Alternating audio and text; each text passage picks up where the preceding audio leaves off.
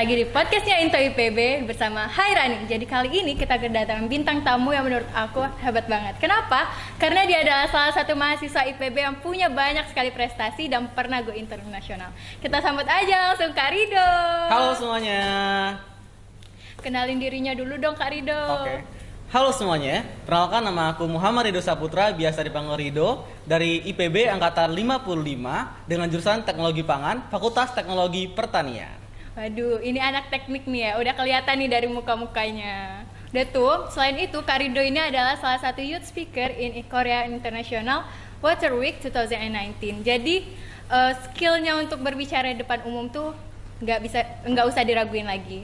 Selain itu, kita bakalan tanya-tanya nih tentang sama Kak Rido tentang IPB dan pengalaman-pengalaman yang pernah dia raih ketika menjadi mahasiswa di IPB. Jadi nih, yang pertama, aku mau nanya, kenapa sih Kak Rido milih teknologi pangan sebagai jurusannya gitu? Oke, kenapa teknologi pangan gitu ya?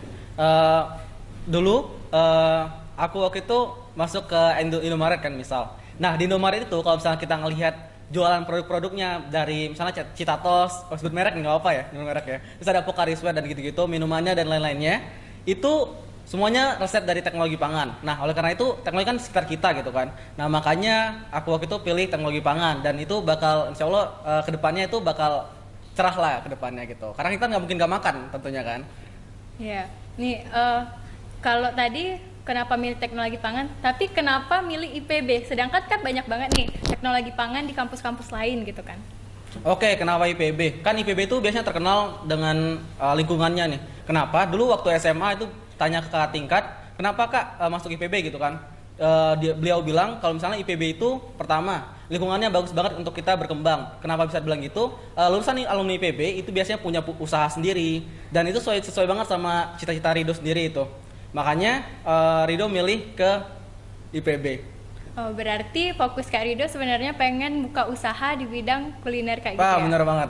Oke, kan Kak Rido dari Palembang nih ya.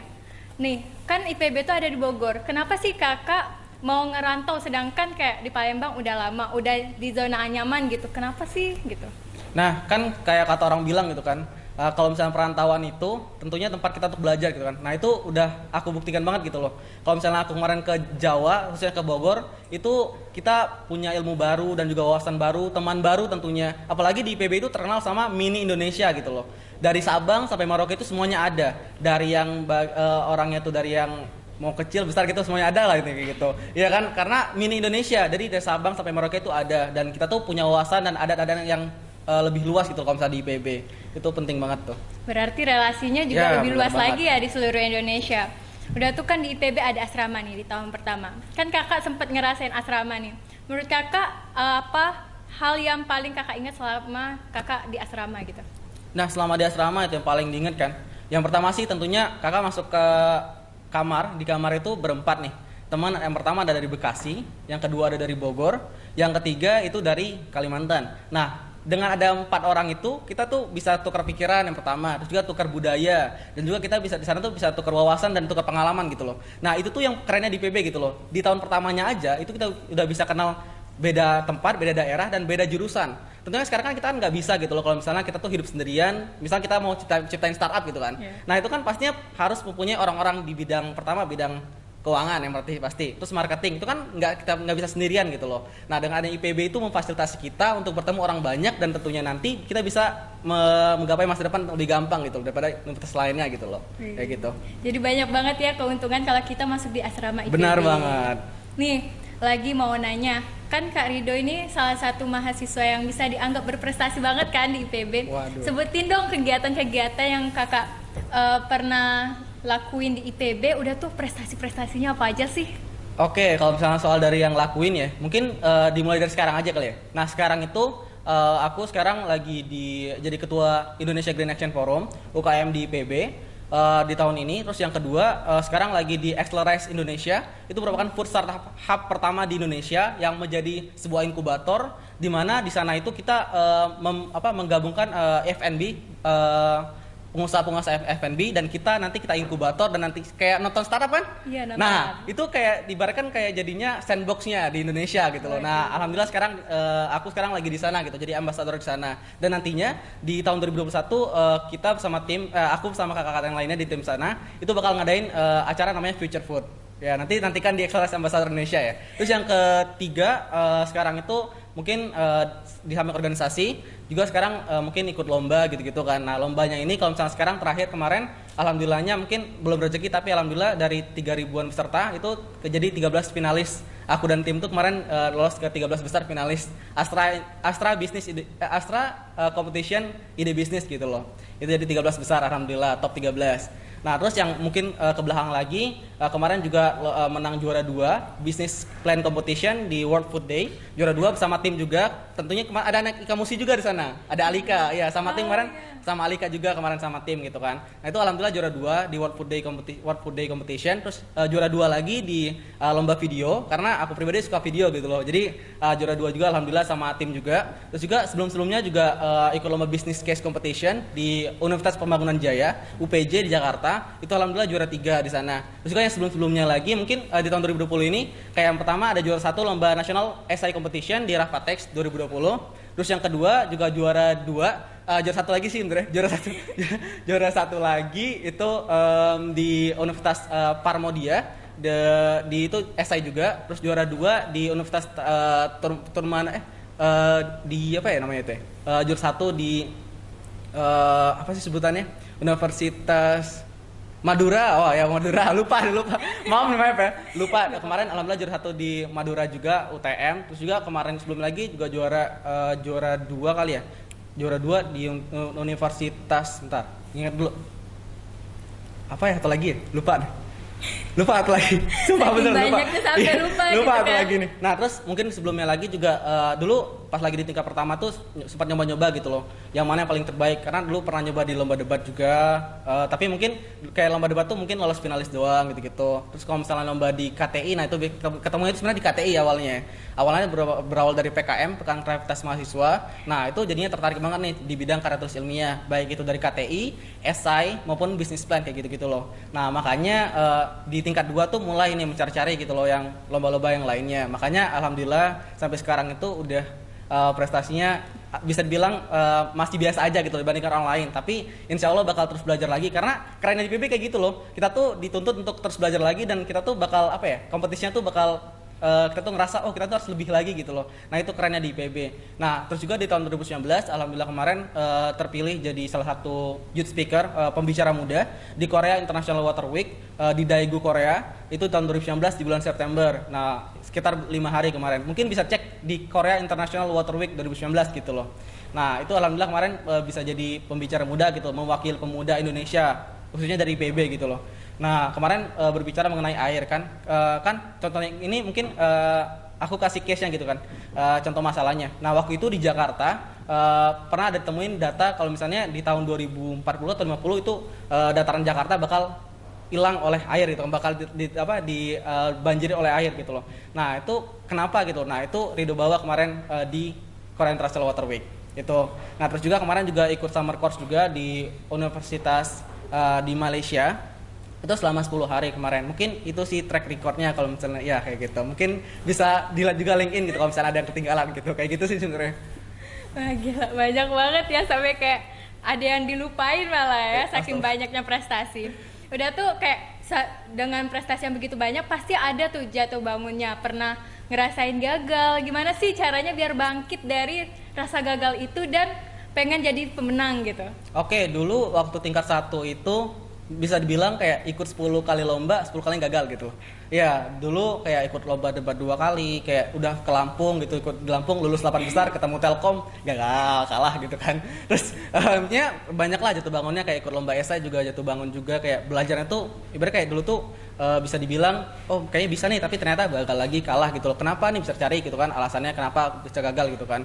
Dia kayak di tahun pertama itu jatuh bangunnya tuh bisa dibilang lumayan menyakitkan lah kayak gitu kan. Tapi emang menurut aku pribadi kayak aku pernah dapat cerita kalau misalnya kita tuh harus ngabisin jatah kegagalan kita di masa muda gitu loh. Nah, itu yang menjadi bisa bilang kayak prinsip gitu loh yang pertama. Karena kalau misalnya kita ngabisin jatah kegagalan, misalnya nih kayak kemarin kan nggak dapat juara di Astra Ida Business gitu kan, top 13 cuman kan. Nah itu mikir kayak ini jatah kegagalan ini nih, insya Allah yang kedepannya bakal bisa jadi juara kayak gitu loh. Nah itu sebenarnya yang jadi dasar dan juga bisa untuk maju ke depan lagi, itu sih sebenarnya. Berarti kita harus selalu positif ya, kalau di masa sekali. depan kita bakalan berhasil.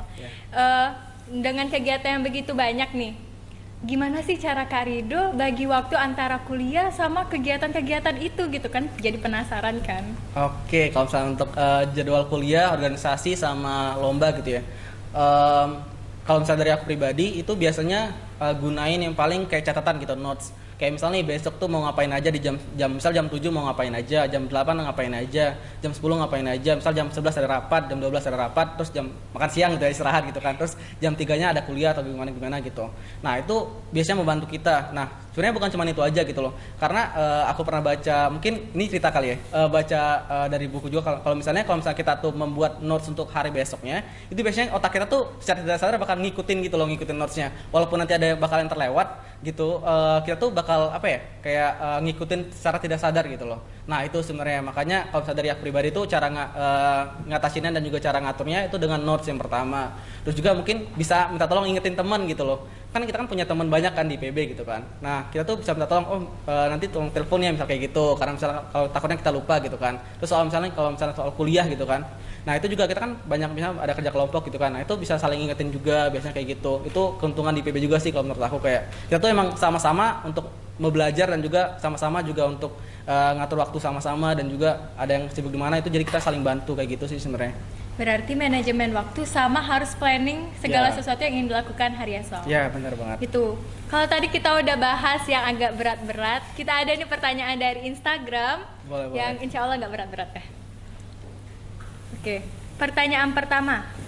Hal yang paling memorable atau paling memalukan saat di asrama apa tuh? Oke, yang paling memorable ya mungkin yang pertama itu zaman kan di PB kan ada namanya masa pengenalan kampus mahasiswa baru, disebut dengan MPKMB gitu kan. Itu acara paling terkenal dari PB gitu kan. Nah ingat banget tuh di hari berapa ya, kalau nggak salah kedua atau ketiga, itu karena emang tiap hari itu kan WC-nya rame gitu kan, kamar mandinya rame gitu kan. Nah biasanya kan pagi kan harus mandi biasanya gitu kan. Nah tapi karena rame banget dan harus dikejar waktu jam 7 harus berbaris di lapangan, jadinya nggak mandi. Nggak mandi, iya. Kan pernah asrama kan ya? Iya bener banget. Penasaran nih, selama asrama pernah nggak sih bolos jam malam atau pernah diam-diam masuk asrama gitu? Oke, kalau misalnya untuk ini tapi jangan ditiru ya semuanya. Teman-teman sekalian jangan tiru ya kalau misalnya nanti masuk IPB. Jadi emang dulu pernah gitu beberapa kali sih sebenarnya jam malam asrama, karena mungkin di zaman itu kayak ada rapat ataupun kayak ada untuk nyiapin lomba kayak gitu-gitu sebenarnya. Nah jadi bisa dibilang kayak bolos lah jam malam asrama gitu. Jadi nginep di luar. Ya kayak gitu sih sebenarnya. Oke, berarti pernah nakal juga ya di asrama. Iya, benar sekali. Nih pertanyaan kedua. Abis S1 mau S2 atau mau nikah? Harus banget tuh dua pilihan itu. Harus banget, harus dijawab nih sama alasannya. Oke. Oke, sebenarnya sih kalau misalnya aku pribadi sih sebenarnya kalau misalnya walaupun S2, pengennya sih S2, tapi mungkin bukan di bidang teknologi pangan. Mungkin lebih mengarah ke bisnisnya kayaknya, lebih ke ngarah bisnis pangan gitu. Kalaupun emang nanti belum berkesempatan S2 mungkin kerja, tapi abis itu mungkin baru nikah kayak gitu ya mungkin ya. Iya. Okay. S2 dulu mungkin berarti. S2. Berarti pendidikan lebih penting ya? Iya benar sekali. Oke, pertanyaan terakhir dari Instagram. Hal yang paling berkesan selama di Ikamusi, seru hubungan sama kakak yang pernah jadi ketua Ikamusi gitu. Oke, nah kalau misalnya di Kamusi kan di PB itu namanya Gebiar Nusantara gitu kan. Itu tuh ajang pertemuan memperkenalkan budaya-budaya dari tiap daerah. Kan IPB itu kan punya organisasi mahasiswa daerah gitu kan. Nah di sini di Gebiar Nusantara ini kita tuh dari masing-masing Omda itu memperkenalkan budaya masing-masing daerah kita. Nah jadi kan IPB itu mungkin terkenal sama mini Indonesia. Nah dibuktikan dengan acara Genus ini. Jadi dari Kamusi itu sendiri juga memperkenalkan budaya Ikamusinya gitu loh. Nah makanya kita itu waktu itu dengan sumber daya manusia yang mungkin dibilang terbatas gitu kan. Bener. Ya, tapi kita tuh bisa memperkenalkan budaya kita tuh dengan sangat-sangat baik gitu loh. Tapi di balik itu semua itu ada bisa dibilang kayak pertumpahan darah lah, kayak kayak jatuh bangun gitu-gitu banyak banget di situ, karena itu mempersiapkannya nggak gampang gitu loh. Benar-benar yang kayak tidur jam 2 pagi, bangun jam 4 kayak gitu-gitu loh. Kayak ada yang nggak tidur malah kayak gitu-gitu. Itu mempersiapkan kayak gitu. Itu memorable banget sih. Di samping kita tuh capeknya, tapi kita tuh jadinya kenal sama semua yang anggota IKAMUSI gitu. Jadi yang kita tuh kayak ada hubungan apa ya, lebih erat lah gitu. Karena kita kan pernah jatuh bangun bersama gitu kan. Lebih berasa kayak Ya, keluarga bener ya. banget. Ya, terus yang kedua nih, ada nih yang penting lagi nih. Apa? Kan di tahun kemarin IKAMUSI juga ngadain tryout IPB gitu kan, Ya, sebenarnya bener. Into gitu kan. Nah, itu juga salah satu hal yang paling memorable bagi IKAMUSI, khususnya aku sendiri gitu kan. Iya. Nah, itu kita ngadain Into IPB tahun kemarin. Nah, itu gimana ya, kayak kita tuh nyiapin itu semua tuh nggak gampang, dan juga tapi itu tuh bakal apa ya, kita tuh nyiapin itu untuk teman-teman semua yang ada di, mesti bilang di podcast ini gitu loh, teman-teman semua, adik-adik semua gitu, kita tuh nyiapin itu semua untuk mereka semua, dan biar mereka tuh bisa kenal IPB lebih dalam dan juga lebih dekat gitu. Kenapa? Karena emang dari Sumsel itu sendiri kayak menurut aku pribadi kayak masih kurang gitu loh perhatiannya sama IPB. Padahal IPB kan pertama juara satu gitu kan, juara satu Iya, bener. universitas terbaik di Indonesia gitu kan. Nah, tapi emang mungkin perlu sosialisasi lagi. Nah, makanya dengan adanya TO tersebut, kita pengen kayak lebih banyak lagi gitu loh peminat dari siswa SMA gitu. Nah, di tahun ini, nah jangan lupa juga nih, ya kan, ini sekalian promosi kali ya Kak. Iya, benar-benar. Nah, Silakan. jadi tahun ini juga kita kan ngadain TO juga kan. Iya, Nah, benar. iya, teman-teman IKAMUSI juga udah mempersiapkan TO-nya juga sangat baik untuk teman-teman semua yang ada podcast ini sebenarnya. Yap. Nah, di tahun ini juga nih, kalau nggak salah kan Iya. TO-nya gratis ya? Iya, bener banget ya. Oh, tahun ini bakalan diadain secara gratis. Wah, keren banget nih. Keren. Nah, karena waktu juga udah mau habis nih ya, dikasih sama panitianya, kasih dong pesan dan kesan untuk para pejuang IPB di masa depan. Oke, kalau pejuang IPB, gue sapain lagi nih pejuang-pejuang IPB. Halo semuanya, kalau dari saran dari aku pribadi, itu yang pertama mungkin minta doa restu dulu dari orang tuanya, dari para gurunya, dari para guru SMP, SD, TK, SMA. Nah, itu minta doa restu dulu dari mereka semua.